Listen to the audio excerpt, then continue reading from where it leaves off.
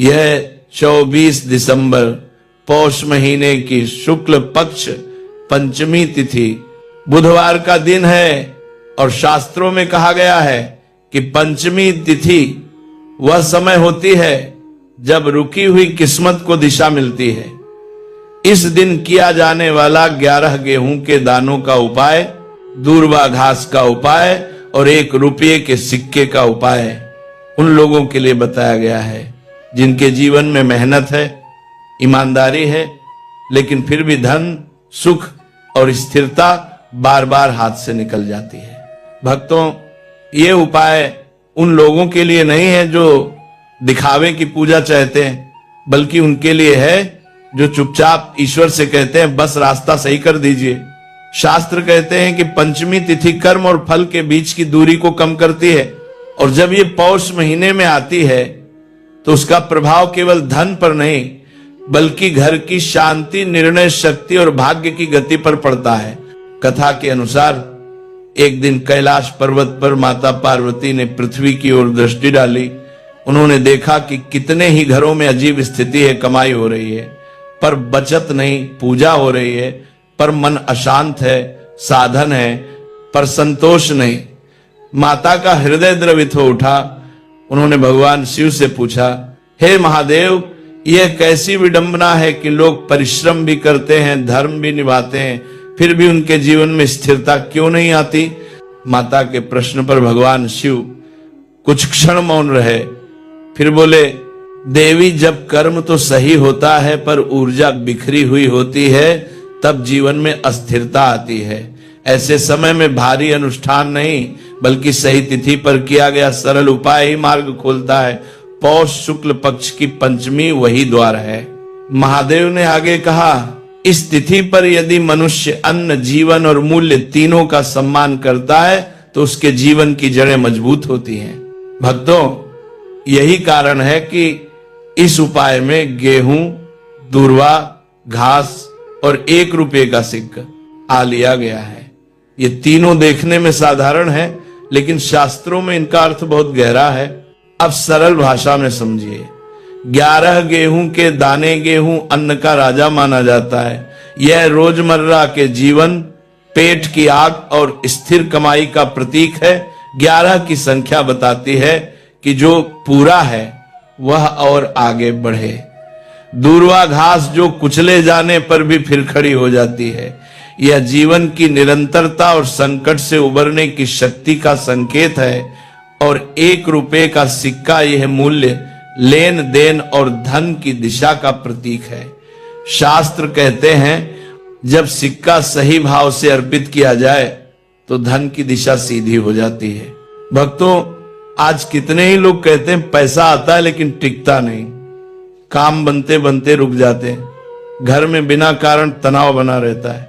शिव कहते हैं ये बाहरी समस्या नहीं बल्कि ऊर्जा का असंतुलन है और इस असंतुलन को ठीक करने के लिए बड़े खर्च या कठिन व्रत आवश्यक नहीं होते। सही दिन, सही तिथि और सच्चा भाव ही पर्याप्त होता है। इसी कारण यह उपाय पढ़े लिखे और अनपढ़ सबके लिए समान रूप से फल देने वाला माना गया है। कथा में माता पार्वती ने फिर पूछा, हे नाथ, क्या यह उपाय घर के सभी लोगों को करना चाहिए? तब शिव मुस्कुराए और बोले, देवी, जैसे एक मजबूत नींव पूरे घर को संभाल लेती है वैसे ही घर का कोई एक जिम्मेदार व्यक्ति यदि यह उपाय कर ले तो उसका फल पूरे परिवार को मिलता है। इसलिए भक्तों, इस उपाय में पूरे घर को जुटाने की आवश्यकता नहीं है। घर की माता, पत्नी, बहन या कोई भी बड़ा सदस्य जो घर की भलाई चाहता हो यदि यह कर्म करे तो वही पर्याप्त है। अब ध्यान दीजिए, हम विस्तार से जानेंगे कि यह उपाय किस समय करना है, कौन व्यक्ति इसे करे और इन वस्तुओं को हाथ में लेते समय मन में कौन सा भाव रखना चाहिए ताकि यह कर्म केवल कथा न रहे बल्कि सच में धन, सुख और मनोकामना पूर्ण करने वाला उपाय बने।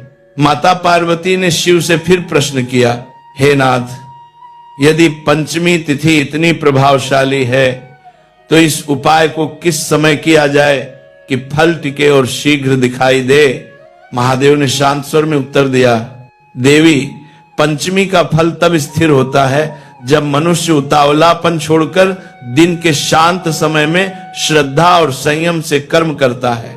समय भाव को दिशा देता है और भाव कर्म को शक्ति। दोस्तों भक्तों, इस उपाय के लिए 2 समय श्रेष्ठ माने गए हैं।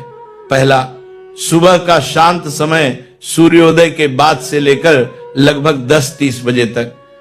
इस समय वातावरण शुद्ध होता है, घर में शोर कम रहता है और मन सहज रूप से एकाग्र हो जाता है। दूसरा समय है शाम का संधि काल, जब दिन ढलता है और प्रकृति स्वयं ठहराव में आती है। यदि शाम को करें तो सूर्यास्त के बाद कुछ समय प्रतीक्षा करें ताकि दिन भर की थकान मन से उतर जाए। ध्यान रखिए, यह उपाय दिन में केवल एक बार किया जाता है।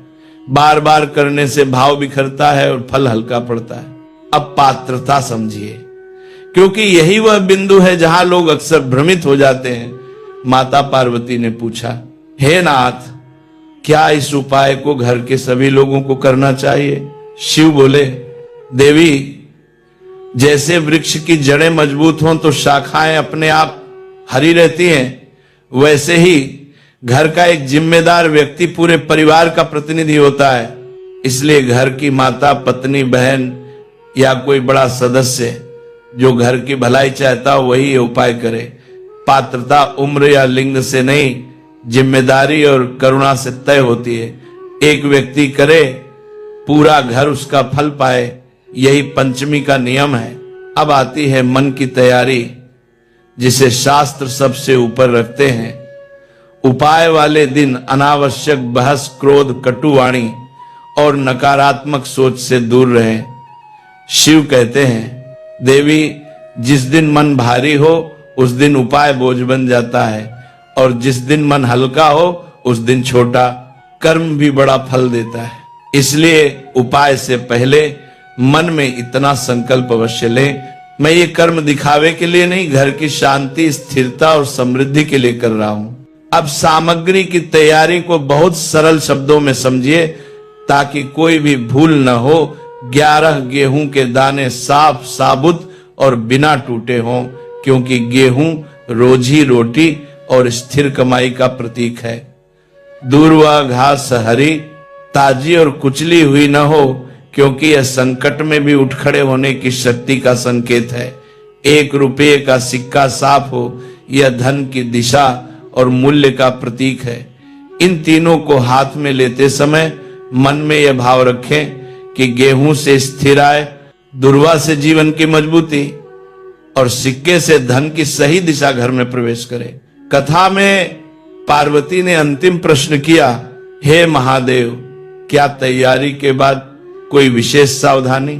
शिव ने उत्तर दिया, देवी, मौन और संयम। उपाय के पहले और बाद अधिक बोलना नहीं, तुलना बिल्कुल नहीं। भक्तों, यही वह सूत्र है जो इस पंचमी के उपाय को रस्म बनने से बचाता है और उसे फल देने वाला संस्कार बनाता है।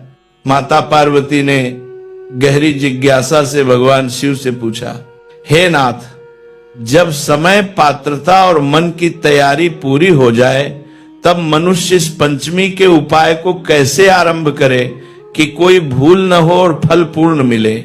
महादेव ने शांत और स्थिर स्वर में उत्तर दिया, देवी, पंचमी का उपाय सरल है पर उसका क्रम बहुत सूक्ष्म है।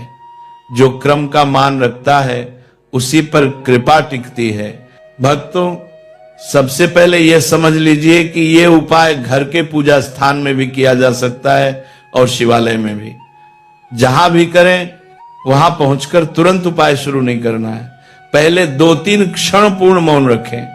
मन में यह न सोचें कि क्या मांगना है, कितना चाहिए, कब मिलेगा। बस इतना भाव रखें, मैं जो हूं, जैसा हूं, उसे शिव चरणों में समर्पित करता